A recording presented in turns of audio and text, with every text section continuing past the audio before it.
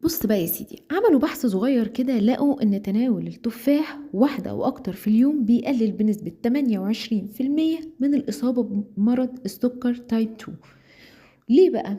بيقولوا ان احتمال الانتي اوكسيدنت مضادات الاكسدة في التفاح بتحافظ على خلايا البنكرياس، اللي طبعا هو مسؤول عن انتاج الانسولين.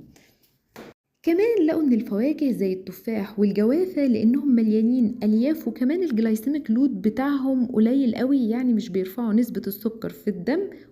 ونتيجة وجود الألياف بيبطئوا عملية الهضم، ولأن السكر ما بيترفعش قوي في الدم فبيقلل الإحساس بالجوع، فممكن نستخدمهم في الدايت كفاكهة ممتازة. كمان بقى إزاي أغسل التفاح يا سيدي؟ التفاح من الحاجات اللي بتحط لها مبيدات حشرية، وطبعا احنا عايزين ناكل التفاح لان مش منطقي عشان بيتحط له مبيدات حشريه ابطل اكله. فقال لك ان هم لقوا في الابحاث ان افضل طريقه لغسيله